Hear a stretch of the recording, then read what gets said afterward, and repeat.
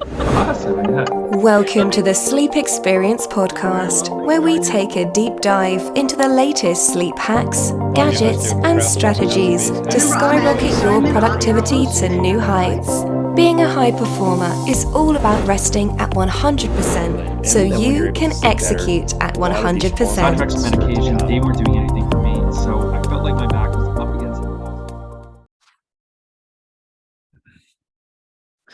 Hey, this is Riley, host of the Sleep Experience podcast. At the Sleep Experience podcast, we interview health experts and teach our community how upgrading their sleep is the one thing that they need to unlock their biological code and maximize their performance in an effortless way by doing more with less. Do you want to become a productivity machine, have genius ideas automatically pop into your mind, stop feeling so stressed, build better relationships, and generate more income? Optimizing your deep sleep can do just that. Visit www.thesleepconsultant.com to learn more.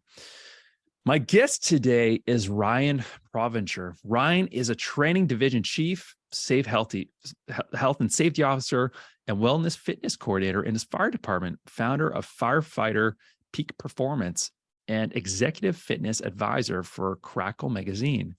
He worked as a volunteer firefighter, firefighter EMT, firefighter paramedic, and company officer before promoting to his current position. He is grateful to combine his love for firefighting and physical fitness over his career of nearly 30 years.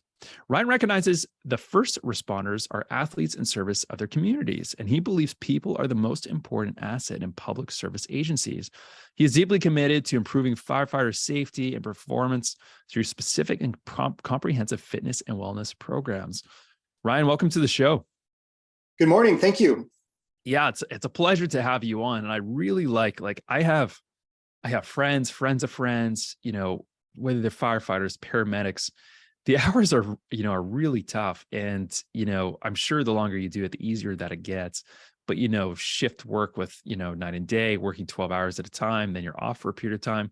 When you look at the body on sort of a biological level, it gets really tough on the body. So I'm really curious to kind of dive in today with you, just, your experience working with people, how to improve their fitness. I'm sure there's some listeners on here who might find themselves as an EMT themselves. So a firefighter or anyone else who's kind of in that domain. So really excited to dive in here.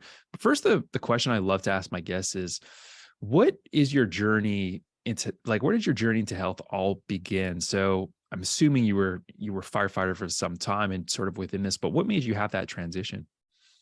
Well, yeah. So for me, it started with a passion for physical fitness. My father, he had a career in law enforcement. He was committed to his own physical fitness, and he would take my brothers and I to the track. We had a home with all the old school cement weights, and I'm a child of the 80s. So, Schwarzenegger, Sylvester Stallone that were idols. So first for me, it was the fitness piece. Nice. And then in high school, I had a wrestling coach who was a firefighter, and he was just really talking to me about firefighting as a career. And at that time, it just didn't occur to me. Backdraft was out, and I was like, oh gosh, firefighting, that's something someone else would do. I don't see myself being a firefighter. And then I went to college, and I pursued a degree in exercise science, kind of following that path first. And then one of our family friends was a captain at the local fire department, and he brought me in as a volunteer, and the rest, as they say, is history. The things I just have loved about my career in the fire service, very similar to a sports team. It's a teamwork environment. We very much focus on practicing for the big game. Obviously, we can never predict when that game will be or how the challenges will be presented to us, but it's just been an amazing career, and everything I loved about sports and physicality growing up, I've just had full access to that over a long and rewarding career. Amazing. Yeah, that's incredible how you've kind of been able to blend those two together. And I'm sure you've just seen so many different kinds of people, whether, just different lifestyles, different backgrounds, all coming into this whole sort of what people say stressful field and just adapting to it differently. But in your opinion, why is sleep so important for first responders? Well, sleep is at the core, right? And you mentioned it, of our well-being. And the World Health Organization has actually classified shift work as a probable carcinogen, literally cancer causing. And so when we're not paying attention to our sleep, there is a cumulative effect over a period of time, very much like making deposits in a bank or withdraw from a bank. If you're making a withdrawal from the bank account and you're not somehow proactively making deposits to account for that, there's negative impacts over time. Yeah, I love that bank account analogy. It's so easy for people to understand where, you can either finish the day in a deficit and then you can wake up in a deficit, or you can finish the day and start the day in a surplus, and it'll just keep paying you back dividends. But especially when you're in just more of a stressful environment, no matter if it's a job, if it's, situation, if it's work related, if it's, if you're an athlete, you really need more of a surplus to compensate with, if you expect that your bank account to slowly start decreasing throughout the day, the more stress you're actually exposed to. Have you seen, first responders who didn't sleep well, the negative impact that it had on them?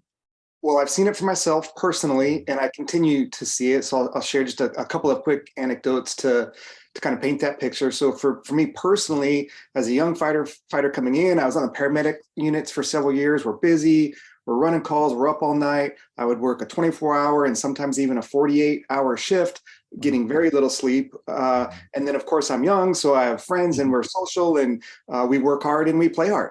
And what happens is there's a new normal that establishes itself in terms of your baseline, and you're not even aware of it. And the analogy I like to use is, and this is after a period of years, this goes on for years, and until you have an opportunity to really sleep on a more regular schedule. For me, I was injured, I had a surgery, I was off for 3 months. And so that was the first time I had slept at night in years. Wow. And it was like, for those of us that have glasses or wear sunglasses, they're dirty. You clean them off, and you can just see so clearly. And you realize how dirty your glasses were until you actually clean them, and you can see so clearly. So for me personally, I've experienced that. That is very similar to what my colleagues experience. The other thing I noticed that is compelling, and this is without exception really, is when we see our friends retire from the fire department, usually after 30 years, usually at age 50 plus, 50 to 60, and you see them, they look 10 years younger, always without exception, and they are literally laughing out loud. The smile that they have on their face, the vibrance that they have, it's compelling. Like you knew them before, they've been retired for 3 months, and they're a completely different person. And they'll be the first to tell you, yeah, man, it's the stress. It's the stress of the job. It's the stress of not sleeping. Retirement is wonderful. So that's the question. How can we, as working firefighters, how can we access or be more mindful about sleep and other, of course, other health and wellness strategies to mitigate all of that? Yeah, I think that is so important. I'm sure the people who are on the other side of that fence, when they see somebody retired, they might second guess like, oh, am I really doing the right thing? But it's a very rewarding work for sure. And if you're able to, put in the right lifestyle, you kind of less safety measures there, so you don't get to that place of burnout, or if like you're going along that path, at least having that internal awareness. I think it all starts with the awareness piece. Yes. To really help you get there. So I'm curious, I'm sure like every state, every province, every country is different, but what are the typical shifts for firefighters typically like throughout the week? Yeah, so it really does vary. We do work 24-hour shifts because, emergencies come in 24 hours a day.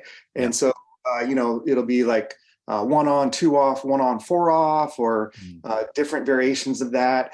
Firefighters typically work around 50 hours a week. That's about an average weekly hours. And then again, it's kind of just broken up into 24-hour shifts, and it really does vary based on geography.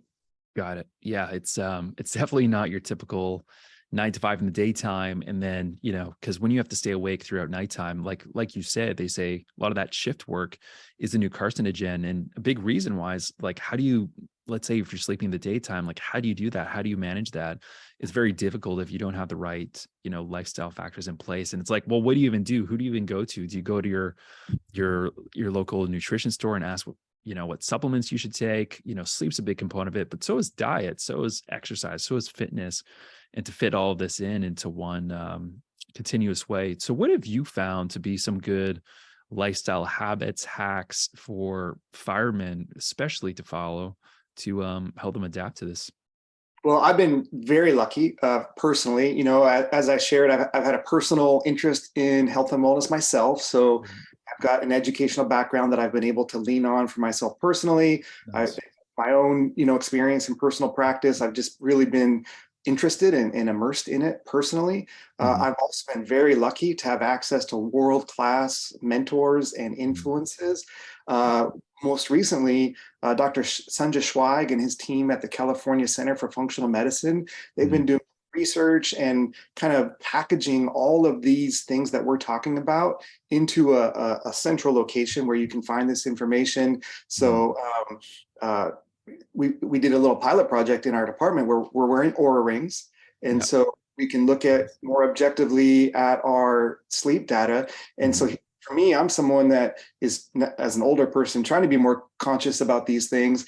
But I had no idea how the timing of my last meal impacted my sleep. I had no idea how I don't drink much these days, but a couple of drinks can crush my sleep objectively.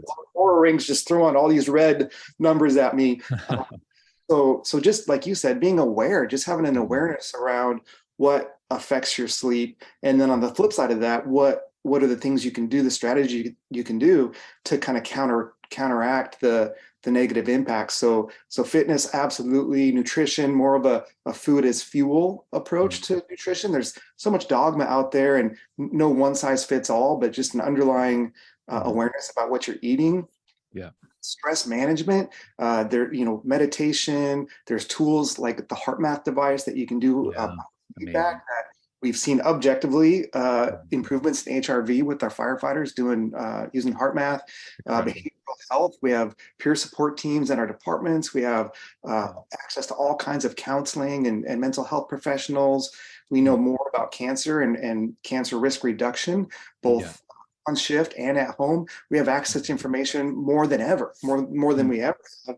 And then even metabolic health and cardiac health, which really boils down to lifestyle choices. So Riley, there's so much information available and it's being packaged more efficiently than it ever has for us as firefighters to access that. And again, it's one thing to access it, but it's a whole other thing to implement it. And that's easier said than done oftentimes in the busy world we live in. But the good news is the information's out there, and we may not be able to control what happens to us on shift, but there's so much we can do off shift to kind of put that money back in the bank. Yeah, I love that idea. It's sort of that whole philosophy of active recovery instead of passive recovery. So like your time off could just be, sitting on the couch, drinking a beer, watching Netflix. Oh man, counting the hours until your next shift actually is. But if you like active recovery, like take those it's like sleep, and like quantity in the hours you sleep is important, but the quality is more important. And you can actually sleep less with higher quality and get an extra 2 or 3 hours throughout the daytime, like when you want that. So coming from that same approach with the awareness, packaging it all in one, I'm sure you're seeing great transformations. Yeah, no, it's been amazing. And to see it objectively, like to be in numbers don't lie. Numbers don't lie. And it's resting heart rate. That's a big indicator of kind of your physiology, and HRV. That's a really great indicator of your physiology. And once you get a sense of what those baselines look like, and then you're just kind of tracking the things that you're doing around your lifestyle, you're seeing it objectively, in the palm of your hand, how it's impacting you, and not just the next day, but you can start to monitor trends over time. And just I am in the training division, so I get to work with all of our new recruits, and I really enjoy. For one thing, I appreciate our fire department. It places such a high value and priority on health and wellness. So we've got a full 2 days really that we're spending talking about firefighter fitness and health and Wow. wellness. And we did do a deep dive and talk about all this stuff. Yeah. And I with them on day one, like, hey, don't make the mistakes that I did, or you have access to things that I did not as a younger person. Yeah. Here's all the things that you can do to really stay ahead of this and Mhm. have a long and healthy career. Yeah, that's amazing. And I can only imagine, working and paying those dividends and increasing your bank account surplus, what that does, like in the field on the scene, like your performance just increases by tenfold. So that's incredible stuff. So when people first start, working with you, working on your fitness, and the firefighters, whether the firefighters are maybe currently burnt out or not burnt out, how fast do they see improvements? It just really varies, and I think Yeah. I use an analogy, and I'll just share candidly that this describes myself too. It just depends on how deep the hole you're in is. Yeah. The deeper the hole, and I can think of a period of time for me where I was just really going through tough time, and Mhm. I would describe the hole as deep. And then I just decided, okay, I'm going to climb out, Mhm. and I gave myself my goal to climb out of the hole was 6 months, Yeah. and so I just really, really personally recommitted to Mhm. everything we're talking about around healthy lifestyle choices and mindfulness and just being aware of the decisions that you're making. Yeah.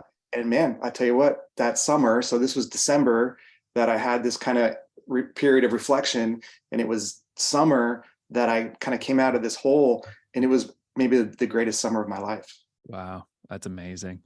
That's one thing where everybody has a different hole in their own life. And some of that hole could be genetics.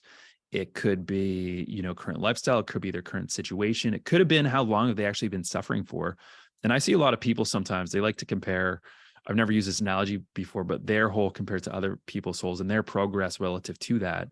But if maybe you weren't, genetically given the best genetics for stress resiliency, let's say, for example, or some other indicators. But when you start improving these other external factors, you can actually express the good genes and not express the bad genes. And you can start going along the right track and feel like relatively to you, forget about everyone else. You can feel like magnificently better, especially if you don't compare yourself to other people, which is what I see sometimes if it's like a family member or a friend or, a place that they want to get to, your body will get better as quickly as it can. And you can't force that process. And if you actually put too much in, then you can kind of work against yourself, especially if you throw everything at the wall at once.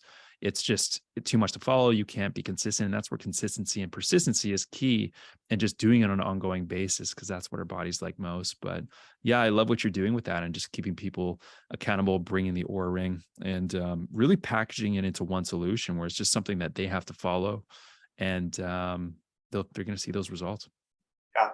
Yeah. And that's the beauty of all of this, because you're looking at, obviously there's a subjective aspect to some of this, but as we said, numbers are objective, and progress is objective. So if you're only comparing progress to yourself, if you're only measuring your own perception of success against where you were last month compared to where you are this month, Mhm. and you're either making progress or you're not. And the nice thing is, if you're not making progress, there's so much you can look at. Okay, Yeah. wait a second. Let's take a look at this. Is this a nutrition issue? Is this a fitness issue? Is this a sleep issue? Okay, let's tweak this. Let's tweak this. All right, let's see how you do for the next Yeah. month. And not comparing to anyone else, only comparing to where Mhm. you've been and what you've done and what your goals are. Mhm. Once you see individuals really embrace that idea, for one, it just takes a lot of the pressure off. It doesn't matter what anyone else is doing, and I think it builds confidence for people when they know they're the ones in control of Yeah. it. And even if they maybe take a step back, or maybe they're not fully doing all the things they hope that they would do, well, you get to start over every Mhm. day. Hey, okay, well, it did. Okay, let's look at that. Let's start fresh. Let's take it from here. And so Mhm. that's what I appreciate about what's available to us now, is it doesn't matter what anyone else is doing. Yeah. We make the decision for ourselves. Yeah, completely. And once you get exposed to this world of, tracking your health, you realize the body is this magnificent machine, and you want to put in all the right inputs into this machine to give you the most amount of outputs as possible. And that's one thing I find, like when people see the numbers, like when people eat food, they don't think of it anymore of like, okay, I put this food in my body. I don't know where it goes and I don't know what it does. But when they actually see the score, like, oh, I put this in and then this is how it changes my Aura Ring score, or this is how it changes how I feel, or this is how it improves my performance in the gym or my performance, wherever, or I can sleep better, recovery is faster, et cetera. It makes the journey just so much more, a little bit more effortless, motivational, and it's just a lot easier the more you just stick on it. Like just stick on it. In the beginning, it's going to be difficult. Let's not necessarily, but for some people, the most difficult part is the first like 2 to, let's say, 6 weeks, sometimes up to 3 months. But once you kind of get over that hump and it just becomes habitualized, your brain's rewired for that new habit, then it's really just effortless and you'll have that for the rest of your life. Yeah. Yeah. And so if we can get firefighters to embrace that idea and that concept, and again, to really help them understand that they are athletes. Like if you sign up for the fire department and you get, whether you're a volunteer or professional, you are a professional athlete. The things asked of you are very, very physical, and they require a certain amount of skill. Like that, that is a fact. And so if we can get individuals to just embrace that idea around their own performance, and self-care is the foundation for service. And that's what people will often sacrifice their own health and their own wellness in service to others, but at some point it's not sustainable if you're not kind of coming back to that self-care. So that's the messaging. Again, when we talk to brand new recruits, it's, hey, you're an athlete, you are a professional athlete, and we will support you as an organization around that. But at the end of the day, you have to take ownership of that and take care of yourself. Yeah, completely. Love everything you said, Ryan. Got a lot of insights myself, really going, diving into the firefighter community, how important wellness is for these types of athletes. And people don't necessarily see it as athletes, but I mean, ultimately that's what it is, and maximizing physical and mental performance so they can execute the best. And it's truly meaningful work. If people want to learn more about you, where can they visit? So you can find me at firefighterpeakperformance.com. And then, of course, all of the social media platforms, YouTube, LinkedIn, Facebook, Instagram, Firefighter Peak Performance. Fantastic. And we will put all that down in the show notes below for everybody to see. All right, guys, thank you so much. I hope you enjoyed the show. If you would like to learn more about how sleep can benefit your personal and business life, visit thesleepconsultant.com. Until next time. Thanks for listening to the Sleep Experience podcast. We'll see you next time on next week's episode. Be sure to subscribe and follow us to get future updates on everything sleep, energy, focus, stress, and better performance.